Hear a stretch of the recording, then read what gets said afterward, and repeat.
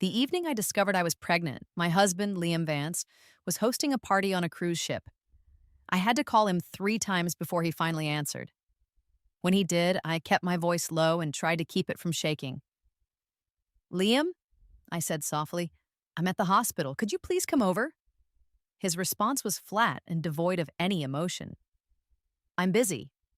In the background, I could clearly hear the festive noises of a large gathering, with people laughing and shouting over music. Then, a whole chorus of voices yelled together, Happy birthday, Clara Dunn! I paused, the sound echoing in my ear. So that was it. He was celebrating the birthday of the woman he had first loved. I ended the call without saying anything else. Turning back to the doctor, I managed to form a faint smile and said, There's no need to keep it. I want to terminate the pregnancy. By the time I had gone in for the medical appointment, I was already 2 months along. In the 2 years we had been married, Liam had always been meticulous about protection, so I had never thought I would get pregnant by accident. The doctor explained the situation to me. The heartbeat is stable, he had said, but you're having some persistent bleeding. There's a definite risk of a miscarriage. If you want to continue with the pregnancy, I'd recommend being admitted to the hospital right away for observation. I found myself hesitating. I wanted to keep the baby, but the bigger question was whether Liam would even want it. The doctor gently suggested, You might want to discuss it with your family first. So I stood in the hallway for a moment, then took out my phone to call Liam again. He answered on the third ring, his voice clearly annoyed. What is it now? He asked. I spoke quietly. Liam, I'm at the hospital. Can you come? He cut me off immediately. Busy. His quick rejection felt like a physical blow. I bit my lip and tried again. Liam, I'm pregnant. But I never got to finish the word. A loud cheer erupted from his end of the line. Happy birthday, Clara! Someone shouted. Then, another voice, amplified by a microphone, announced, And now, we move on to the fireworks that Mr. Vance has specially arranged for our birthday girl, Clara. Let's all count down together. 10, 9, 8.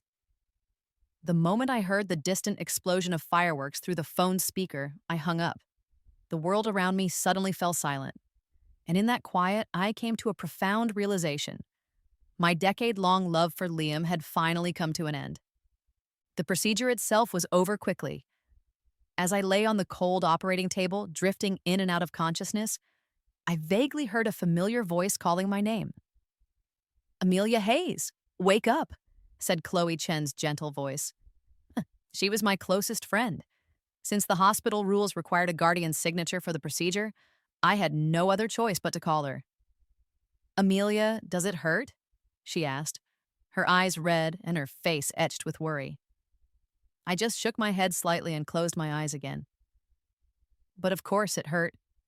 The pain wasn't just physical. It felt as though my heart had been torn directly from my chest. On the drive back to my apartment, Chloe muttered curses about Liam under her breath. When I didn't say anything, she asked hesitantly, Amelia, now that the baby's gone, what are you going to do? I stared out the window at the city streets and the crowds of people passing by, my voice calm and steady when I finally spoke. Chloe, I'm letting go. I'm letting go of Liam. I'm letting go of all this pain, and I'm finally letting myself breathe again. She was quiet for a long time before she whispered, Amelia, I will always support you. It was already 11 o'clock at night when I got home. Liam hadn't returned. I was so exhausted that I fell asleep almost immediately. I'm not sure how much time passed, but I was woken up by the sound of Liam getting into bed. He had clearly just showered, but I could still smell the faint scent of alcohol on him. I glanced at the clock. It was 3 a.m. I waited for him to say something, anything, but he just lay with his back turned to me, completely silent. So I was the one who broke the silence. Clara is back in the country, I stated. He answered with a single word. Yes. And then there was nothing more. I suppose in his mind, leaving his wife alone at a hospital to throw a birthday party for his ex-girlfriend wasn't something that required an explanation. After all, it seemed that no matter what he did, I always ended up forgiving him. I reached down and placed a hand on my still aching abdomen. In that moment, I understood that the fragile hope I had held onto for so long much like the unborn child I had just lost, was finally and truly gone.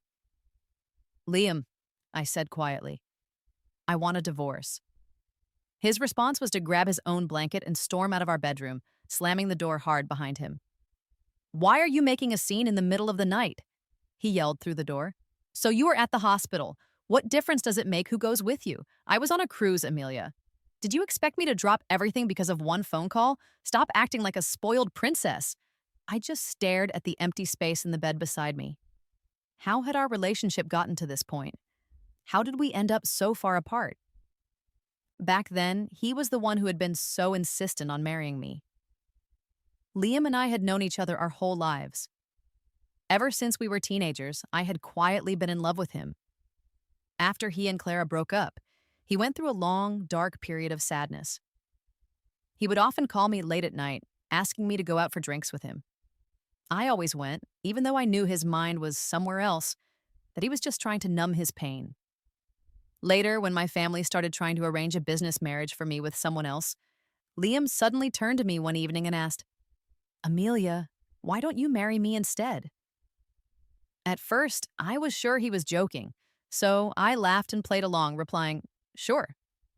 To my complete surprise, the very next day, Liam's father came to our house with a formal marriage proposal. And just like that, I became Mrs. Vance. Our wedding was held on the sea, a massive, grand affair that was the talk of the entire city. For a little while, I'd let myself believe that Liam might have actually developed feelings for me. That was until I learned something that shattered my illusion. Clara had always loved the sea. She once told a friend that her biggest dream was to have a wedding on the water. It broke my heart to realize that I might have just been a stand-in for her. From that day on, I started desperately searching for any sign, any small piece of proof that Liam loved me for me. I tried to find it in the way he looked at me, in his gestures, in his words, but I found nothing. After we were married, there was never a shortage of other women in his life. Whenever I tried to confront him about it, he would calmly say, "There's nothing going on between us. You're overthinking things." But how could I believe him? The more I cried and pleaded, the more impatient and annoyed he became. Although he came home every night, he almost never spoke a word to me. When he wanted to be intimate, he never asked. He simply took what he wanted. I thought about leaving him many times. I even thought seriously about divorce. But in the end, I could never bring myself to actually do it. I still had hope. I kept telling myself that, given enough time, he would eventually change. So I waited, naively and with a quiet desperation, for him to finally turn around and see me. I waited until that one night when I heard him on the phone, celebrating Clara's birthday. They were out on the ocean. He had arranged fireworks for her. He had never truly let her go. And in that moment, I knew for certain that he was never coming back to me. And I no longer wanted to be a replacement for anyone. At 8 o'clock the next morning, I left Liam's house with all of my personal belongings. I left the signed divorce papers on the dining room table. He was still asleep when I walked out the door. I heard later that Liam had torn the divorce agreement into a rage and had smashed everything in the room. He apparently spent his nights at bars, drinking heavily and telling anyone who would listen. It's not the first time Amelia has stormed off. She always comes back after a couple of days. She's just trying to make a scene. Give it a week. She'll call me. 1 week passed, and then 2, and then a whole month went by. Finally, Liam began to realize that something was different this time. Late one night, he called me. His voice sounded tired, but there was an undercurrent of confidence. "Amelia, this has gone on long enough. Tell me where you are. I'll send someone to bring you home."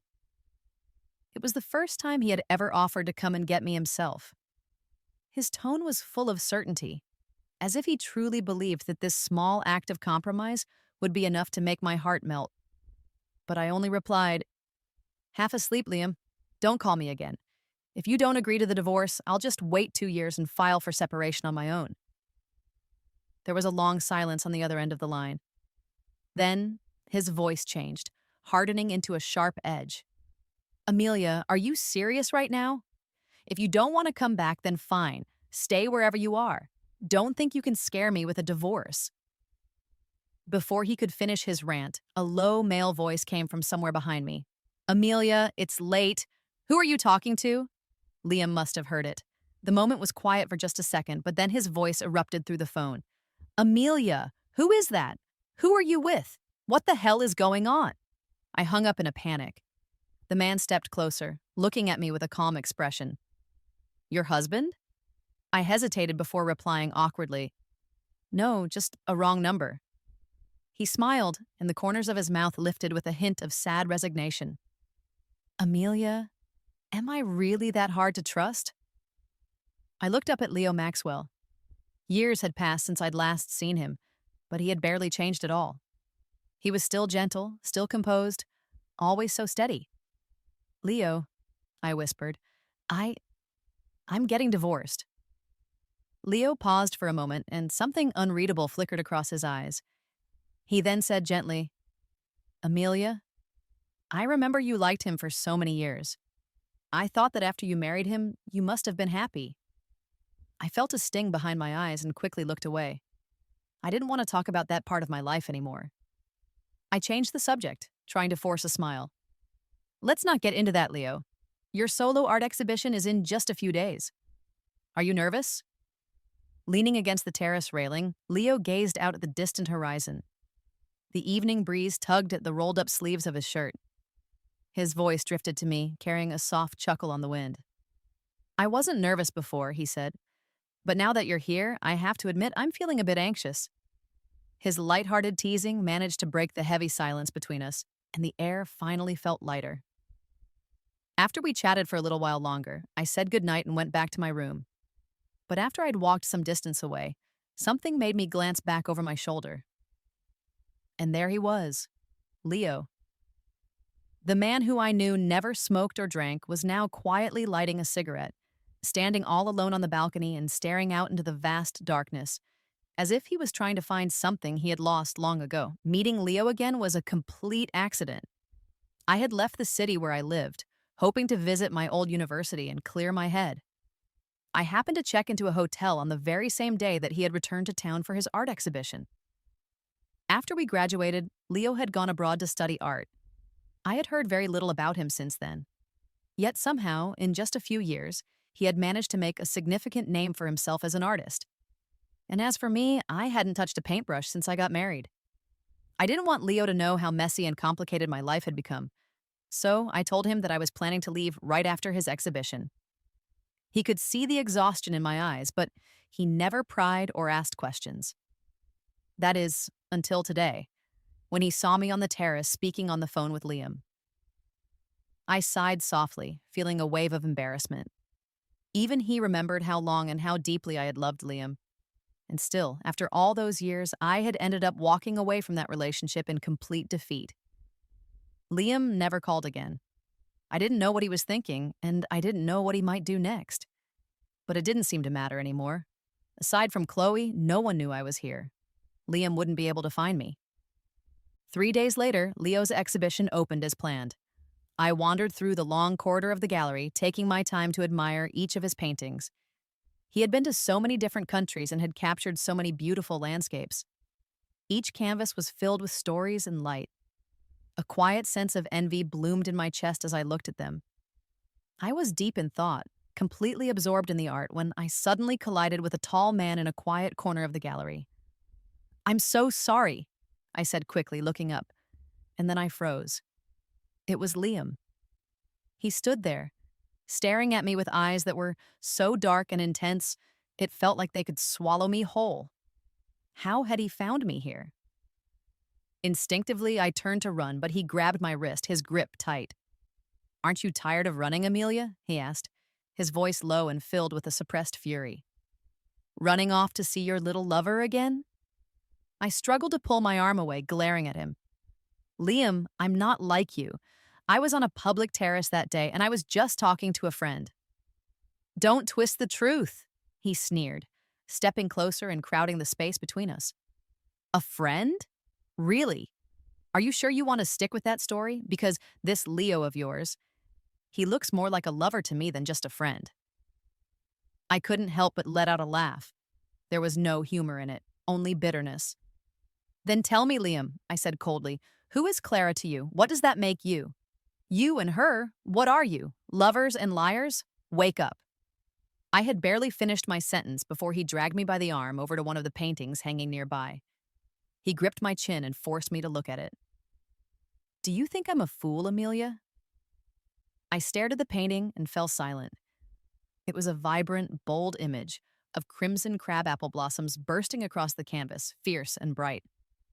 Beneath the tree sat a girl in a white dress. Her back was to the viewer, but her face was turned just slightly in profile, enough to reveal the hint of a smile. It was me. It was a painting of me from 5 years ago. Liam's voice dropped into a low growl beside my ear. See the title? He said. It's called Never Forgotten. How deeply romantic. How touching. My thoughts were a complete mess. I didn't know what to say or how to react. All I knew was that I had to get him out of the exhibition before things escalated any further. Liam suddenly grabbed me tightly from behind, his arm locking around my waist so that I couldn't move an inch. With a chilling, venomous whisper in my ear, he asked, Amelia, tell me the truth. The baby you lost. It was his, wasn't it? I froze in complete shock, my heart pounding in my chest. I pushed him away from me with all my strength, my voice trembling as I asked, How do you know about that? Liam let out a cold, joyless laugh as he reached out to touch a painting on the wall. His fingers paused on the image of my smiling face. That joyful expression, frozen in paint, seemed to pierce him. He stared at it as if it physically hurt his eyes, as if he wished he could tear my face right off the canvas. I went to the hospital, he said bitterly. You were gone for so long, I thought maybe you were seriously ill and just didn't want to worry me. But no, you went there for an abortion. You had another man's child, and now you want to run away with him too. Is that it? My tears finally came flooding out, soaking the collar of my blouse. But I forced myself to smile through the pain and asked word by word, so you never once considered that the child might have been yours? Liam scoffed. We always used protection. There's no way it was mine. Amelia, I don't believe in unlikely chances. I believe in facts. At that moment, I finally understood what it meant to feel completely dead inside. Wiping away my tears, I looked him straight in the eye. You're right, Liam. I was pregnant with another man's child, and that is exactly why I want a divorce. The fury that Liam had been holding back finally exploded. He lunged forward and grabbed me by the throat, the veins on his neck bulging as his grip tightened with rage. Amelia, he growled, do you really think I'll let you and that bastard live in peace? I stood motionless, too exhausted to fight back, letting him spiral into his madness. Then, suddenly, his grip loosened. Someone had yanked his arm away with such force that he stumbled backward. Leo stepped in front of me, shielding me with his body. His voice was calm, but his expression was icy. He spoke to me. Not Liam, Amelia, you have terrible taste in men. A man like this never deserved your love. Liam steadied himself and glared at Leo, his eyes full of venom. Leo ignored him completely. He turned and gently checked my neck, his fingertips soft against my skin. That single tender gesture made Liam's face twist with rage. I saw him rip off his suit jacket, then unbutton his cuffs, striding toward us like an approaching storm. Just then, the sound of footsteps echoed around us. Guests from the gallery were approaching, their voices murmuring as they got closer. I remembered in a flash this was Leo's art exhibition. He had spent an entire year preparing for this event. It couldn't be ruined. I stepped between them, pushing Leo back and facing Liam with my arms outstretched. Not here. Please, if you have anything to say, let's go outside. Liam sneered at me. What? Afraid now? It's too late for that. I knew I couldn't stop him. So, in a moment of desperation, I wrapped my arms tightly around him and pleaded, Liam, whatever happened is between us. Leo has nothing to do with it. This exhibit means so much to him. Please, for the sake of everything we once were, don't destroy this. Liam paused. His eyes were cold, but a mocking smile played on his lips. Oh, so this gallery is that important to you? He said. Which one of these is the most precious? Then is it this one? Before I could stop him, he raised his leg and kicked the painting of the flowering tree. My portrait. There was a loud crash. The frame snapped, the glass shattered, and the painted image of me was torn apart, broken into pieces. I stood there in stunned silence, unable to react. Then, Leo's fist slammed into Liam's face. The two men, both dressed in expensive, tailored suits, suddenly started fighting like boys in a schoolyard. They wrestled and punched each other, yelling and crashing into the gallery walls. Guests gasped, pointing and whispering in disbelief as the commotion drew a large crowd. I watched the chaotic scene unfold, my heart pounding and my breath shallow. How had it come to this? How did everything fall apart so quickly? Finally, several strong security guards rushed in and pulled them apart, dragging Liam and Leo to opposite sides of the gallery. Leo stopped the gallery staff from calling the police. He only looked at Liam coldly and said, "Get out." Liam wiped a smear of blood from the corner of his mouth and then turned to me. He said in a low voice, "Amelia, come with me." Then he glanced around the exhibit and warned, "If you dare stay here, none of these paintings will make it through the night." I knew he meant it. Liam never made empty threats. So, I got into his car. We sat in silence in the back seat as the city lights flickered past the windows. Neither of us spoke for a long time. Eventually, I was the one who broke the silence. I asked quietly, "Liam, do you know how a miscarriage procedure is done?" He looked over at me, startled. I continued, my voice steady but hollow. "They give you pills first. It kills the fetus. Even at 2 months along, you still have to go through all that pain. Then, they take a scalpel and scrape your uterus, piece by piece, until nothing is left. Even with the anesthesia, it hurts. It hurts so much. You swear to yourself you will never fall in love with someone who doesn't love you back. You swear you will never carry his child again." Liam froze. I could see confusion and fear in his eyes as he asked, "What are you trying to say?" I turned to look at him, this man who had once been the only person I loved in the entire world. I said softly, "Liam, I lost our child." He blinked, completely stunned. I went on. "That day, the doctor told me I had to be hospitalized if I wanted to have any chance of keeping the baby. I called you, hoping we could talk about it. But you were on a boat, celebrating your first love's birthday. You didn't want to hear about my condition. You couldn't leave the party. You couldn't leave the other guests. You were drinking, laughing, and watching fireworks over the ocean, reminiscing about your golden memories with her, while your pregnant wife was in a hospital bed feeling like a complete fool." Liam's body started to tremble. His voice cracked as he spoke. "Amelia, the baby, it was mine?" I nodded. "Yes, it was yours, but now it's gone. While you were watching fireworks, while you were busy celebrating, that baby died alone on a cold operating table.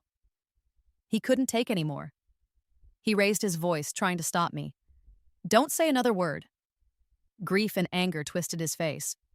"You mean just because I wasn't there, you chose to end our child's life? How could you be so cruel?" I looked at him through blurred tears, my own voice trembling.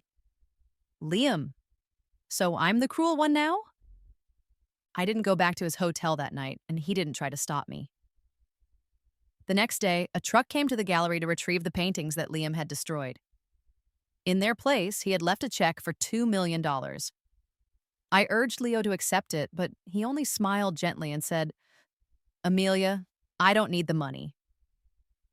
Then he quietly tore the check into small pieces and dropped them into a nearby trash can.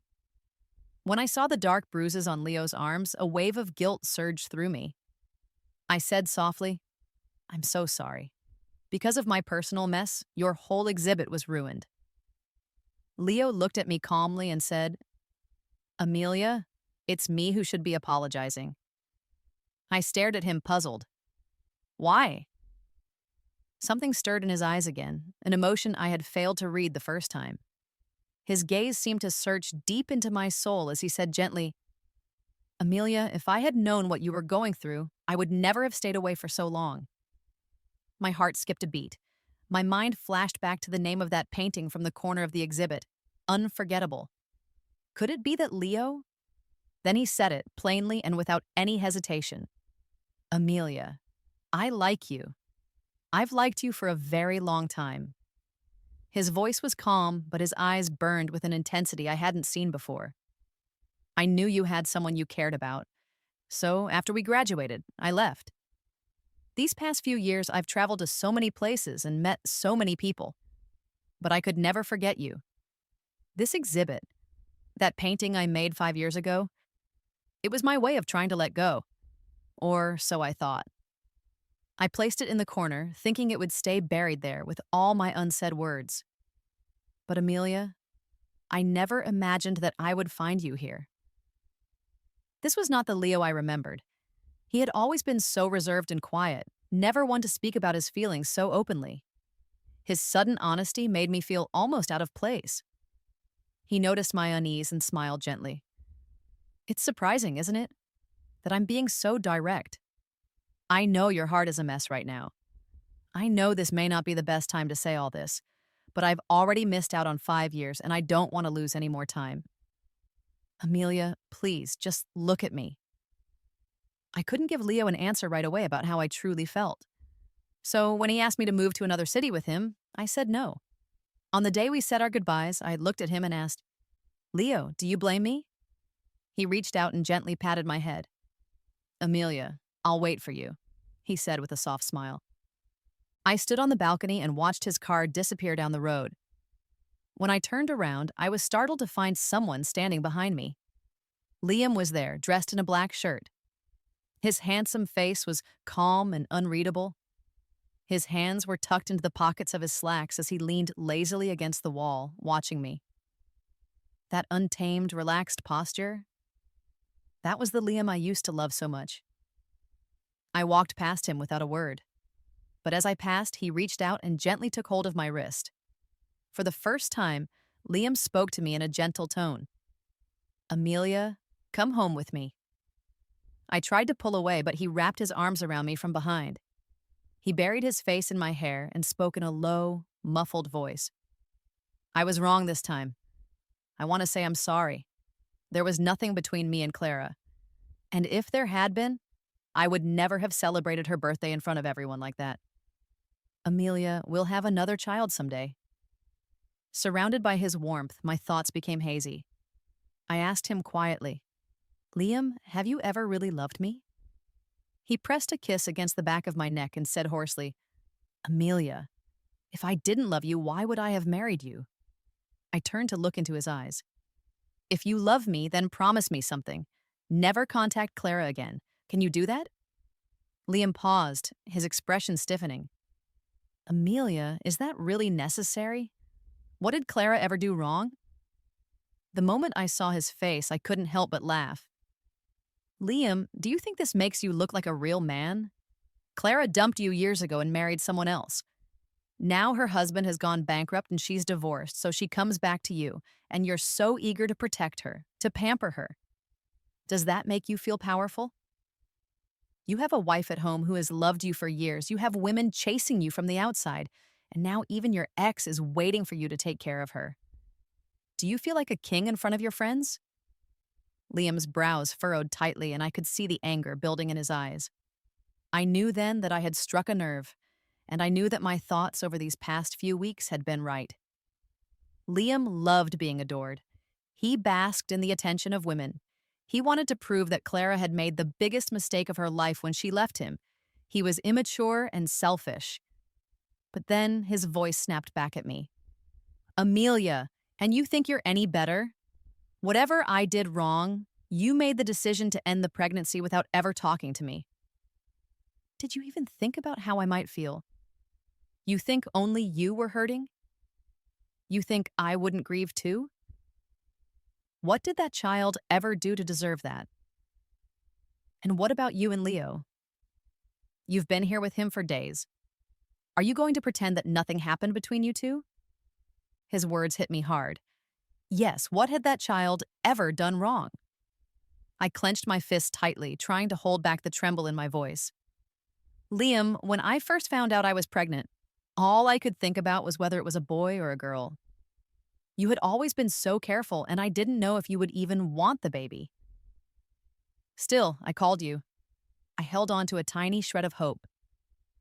But now, ask yourself, Liam, Do you deserve to be a father?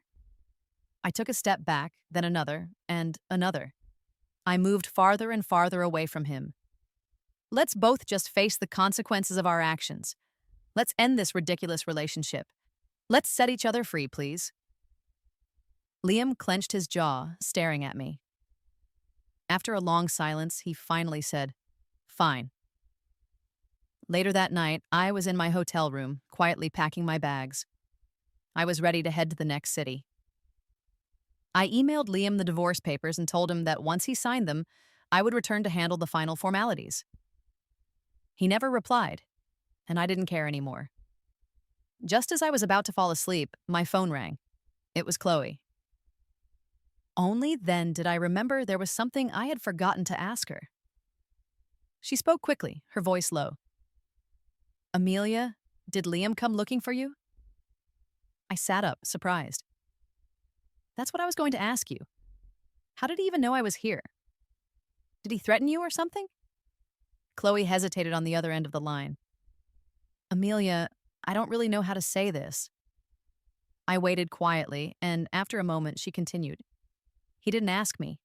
He went through every bit of surveillance footage he could get his hands on to track you down."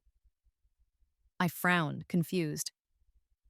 "What surveillance?" She sighed. "He dug through every single public and private camera feed in the city. All the ones he could access through his business connections. All of them. He's been watching footage like a madman." I froze, the weight of her words settling in. But Chloe wasn't finished. She spoke even more carefully now. "There's one more thing. My brother told me that a few nights ago, Liam got really drunk and called one of his friends. He was crying, yelling into the phone, saying his heart hurt, that his wife had left and the baby was gone. He kept saying he didn't want to live anymore. My brother happened to be having dinner with the friend at the time. He was sitting right across from him and could hear Liam shouting on the phone. Amelia, I've always thought Liam was selfish and careless, and I didn't want to tell you any of this. But you loved him for so many years. Maybe you should think about giving him another chance." That night, I didn't sleep at all. I just lay there thinking. By morning, I had booked a plane ticket to the far side of the world. I needed to go somewhere far away, somewhere Liam could never find me again, and more importantly, I needed to make sure that I would never have the chance to regret my decision. It's not easy to let go of someone you once loved so deeply. Even after losing the baby, even after all the pain, the sweet memories still cling to your heart, pulling you back. I couldn't predict what Liam might do next. I couldn't promise myself that I would never waver again. But I knew one thing for sure. I could not return to the days where I just waited and hoped for a man to love me back. So, I had to start over. I would go see the places I had always wanted to visit. I would do the things I had once dreamed of doing. I would learn to forget the person I was never meant to remember. I sat quietly on the plane, waiting for takeoff. The seat next to me remained empty for a long time. Just before the cabin door closed, someone finally walked down the aisle and sat beside me, wearing sunglasses. I kept my gaze fixed on the window, not bothering to see who it was. Then, I heard a soft chuckle, followed by a familiar voice right beside me. "Amelia, the first time we met again may have been a coincidence, but the second time, I'm going to take that as fate." I turned in surprise and found myself face to face with Leo. I laughed, feeling a little breathless. "Leo, what are you doing here?" He smiled. "I came for an awards ceremony. One of my pieces received some recognition." I ended up going with him to the ceremony. He looked so handsome in his formal suit, standing on that brightly lit stage. As he accepted his award, he turned toward my seat in the audience and smiled with that gentle, steady warmth of his. Leo had always reminded me of sunlight, bright, constant, and quietly reassuring. Later, at the reception, we shared a dance. He smelled faintly of champagne. As we moved slowly across the floor, he leaned in and whispered near my ear, "So, what's your plan now?" I was swept up in the music, smiling as I replied, "I just want to travel, wander a little. If I find a place I really like, I might stay there for a while." He nodded softly. "I see. Then I asked him, "What about you? When are you going back home?" Leo's voice was quiet. "I'm not going back." I stumbled slightly, caught off guard. He tightened his arm around my waist, steadying me before I could fall. The sudden closeness made me blush. "Leo, why would you stay?" He looked directly into my eyes, his gaze deep and steady. "Amelia," he said softly, "you tell me." Leo truly did stay. He set aside everything he had going on back home and devoted himself completely to being with me. He took me to all kinds of restaurants, showed me all sorts of beautiful landscapes, and let me see the world through new eyes again. When I told him I wanted to start painting again, he patiently taught me everything from the very beginning, never once showing any sign of frustration. We would spend entire days together in art studios, surrounded by canvases and sunlight. Other times, we would drive for hours just to attend an art exhibition in a neighboring city. Once we felt we had stayed long enough in one country, we would simply pack our bags and head to the next. Time passed gently, and before I realized it, 6 months had gone by. Every now and then, Chloe would update me on Liam. She told me he had been searching for me nonstop, traveling all over the country and following every possible lead. Yet he was still unable to find me. She said he had started withdrawing from social events and had grown distant from Clara. One day, Chloe spoke to me with real concern in her voice. "Amelia, I saw Liam recently. He looked exhausted, completely defeated. I've known him for years, and I have never seen him like this. I'm really worried that if he keeps failing to find you, he might do something reckless." After I hung up the phone, all I could think was that Liam had a strange way of showing his desperation. In 6 months, he had not once called me. He had not sent a single message. Whatever pain he was feeling, he never showed it to me. I couldn't tell if he was trying to prove a point to me or to himself. 2 more months passed before Chloe contacted me again. "Amelia," she said, "I think Liam has gone completely off the deep end. Every taxi screen, every mall display, they're all playing the same message. It's trending online now." She sent me a photo, and when I saw it, I froze. Every screen read the same simple line. "Amelia, I love you." Liam wasn't just unwell, he was deeply unwell. I remembered all the times I had begged him to turn around, to see me, to love me. And now, suddenly, he was trying to shout his love from every street corner. What he didn't seem to realize was that some things, when you desperately want them, are more precious than anything in the world. But when you no longer want them, they become worthless. I thought that was the craziest it would get until I got a call from my mother. "Amelia, maybe you should come home," she said hesitantly. "I don't think Liam is doing very well. He came to the house drunk in the middle of the night, pounding on the door and saying something about how he ruined everything. How he was sorry for what he did to you and your baby. How it was all his fault you lost it. Your father was so furious, he chased him out of the yard with a broom. But Liam just stood there, letting himself get hit. He didn't even flinch. It was like he came there specifically to be punished." My heart clenched. I had never told my family much about what had really happened between me and Liam. I just said that we had grown apart and were planning to separate. My mother had always assumed it was just a rough patch and that we would eventually make up. I reassured her, told her not to worry, and continued traveling with Leo. After a while, Liam's public antics stopped. He had always been an incredibly proud person. For someone like him to humble himself and chase after a woman like that, it must have taken everything he had. Now that there was no response from me, it wasn't surprising that he would finally give up. I thought I would go on living my life peacefully for the next year or more. But then, one afternoon, I received a message from Liam. It was a photo of our signed divorce papers. It was followed by 2 simple texts. "Amelia, come home. I surrender." I returned to Liam's home one last time. Nothing inside had changed. Every piece of furniture, every little ornament I had picked out was still there, clean and carefully maintained. But in the living room, there was something new. A massive painting of crab apple blossoms. I walked closer and studied it. The tear in the canvas, caused by Liam's angry kick so long ago, had been flawlessly repaired. You could barely even see the mark. "It took a lot of work to fix," Liam's voice said quietly from behind me. but it's exactly like it used to be now. I turned around slowly and looked at him. It had been a year, and he had lost so much weight. I let out a soft laugh. On the outside, it looks just like before. But inside, it's full of cracks. It can never go back to how it once was.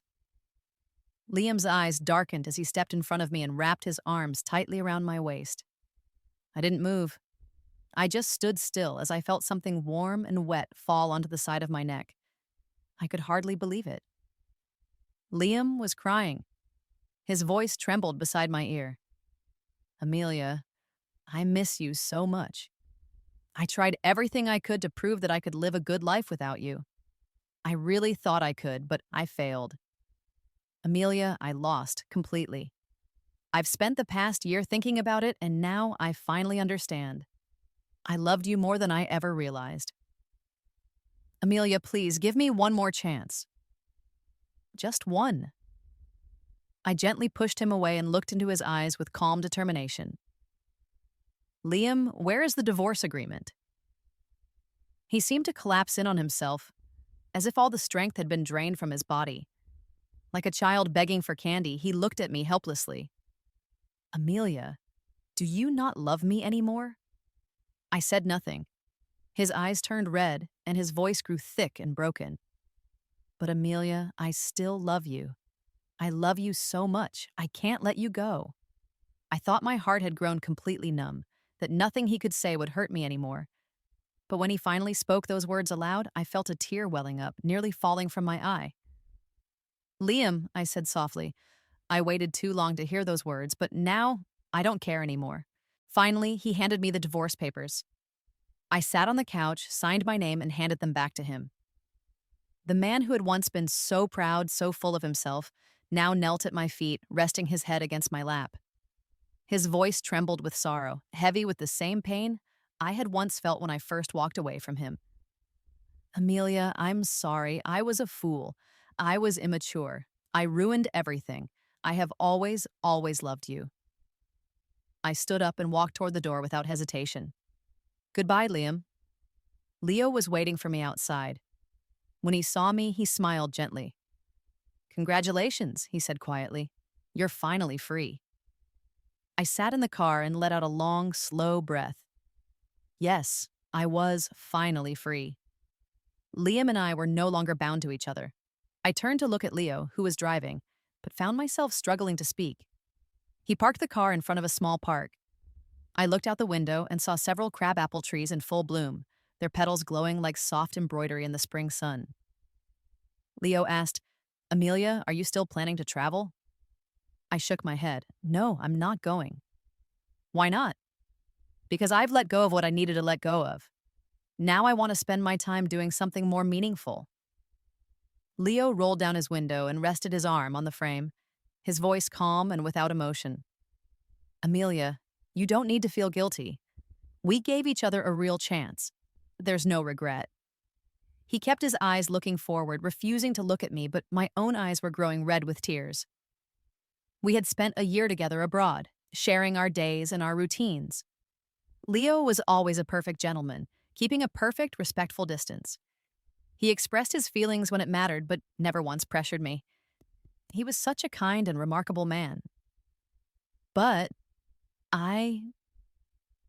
Leo, I asked, where will you go next? I'll keep traveling, he replied. When will you come back? He reached out and gently touched my head, his tone soft and tender. Amelia, you have let go, but I haven't. Not yet. After I returned for good, I brought in a children's art education brand from abroad and opened a few training centers. My days were filled with meetings and market planning, and my life became full and meaningful again. People came and went in my life, but one man, stern and tender, never left again. Everyone around him called him a cold and ruthless man in business. But with me, he was gentle, like a quiet cat curling at my feet. Before every business dinner, he would always check in with me. Around young women at events, he kept his distance without ever needing to be asked. He cared deeply about everything in my life, paid attention to every little detail, and gave me a sense of security I never thought I would have again. We stayed together for a very long time. I didn't want to get married again, and he never forced me. He always said, Amelia, as long as we're together, that's enough. Every spring, Leo would send me a painting. Each one featured crabapple blossoms from different corners of the world. Sometimes they were scattered in the breeze along a hillside path, other times blooming quietly beneath a cloudy sky, each one filled with his quiet care and warmth from a distance. But one year, I received a painting unlike any of the others. It showed the ocean stretching out beneath a clear blue sky. In the middle of the scene stood a young woman with soft eyes and windswept hair, smiling gently, as if she had just stepped out of a dream. I stared at the painting for a long while, then picked up my phone and sent Leo a message with a smile. Congratulations, Leo. A moment later, he replied, Thank you, little sister. And life continued just like that, peaceful, gentle, and filled with a quiet happiness. Until one day, that calm was broken by a pregnancy test. 2 pink lines. I stood frozen in the bathroom, staring at the result, my thoughts swirling. Before I could even collect myself, he pushed open the door, his eyes already brimming with tears. He grasped my hand tightly, his voice trembling with an emotion I had never heard from him before. Amelia, he said, I'll learn everything I don't know. I'll do my very best. I'll take care of you and I'll take care of our baby. I'll be the kind of father he or she can be proud of. His voice grew softer. Please, Amelia, trust me. Don't give up on this baby. I looked at him, confused but also amused by the urgency in his voice. Wait, I asked. Are you not planning to become a good husband too? His face shifted from surprise to absolute joy.